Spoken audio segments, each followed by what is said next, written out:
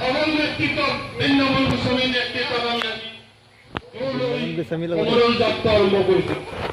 এই জোৰলৈ আমি কেন্দ্ৰীয় চৰকাৰক আমি সতৰ্ক কৰি দিব বিচাৰোঁ যে জেপিচি কমিটিক আমি সতৰ্ক কৰি দিছোঁ।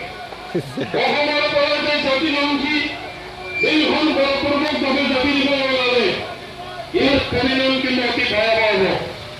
আৰু সেয়ে আমি কেন্দ্ৰীয় চৰকাৰক এই আইনখন বাতিল কৰি বলে আমি দাবী কৰিছোঁ।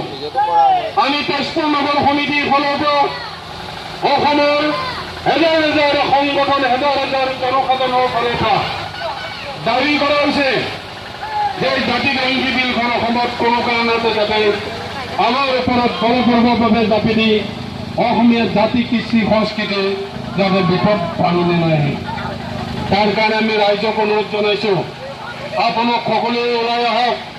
আমি সকলোৱে একলগ হৈ আমি অসম ৰক্ষাৰ যুঁজত আকৌ এবাৰ আগবাঢ়ি যাওঁ।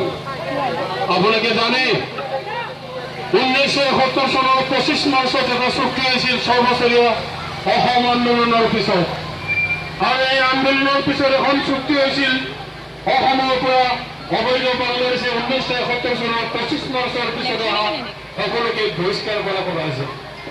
কিন্তু তাৰ বিপৰীতে আজি অসমত হিন্দু নাগৰিকত্ব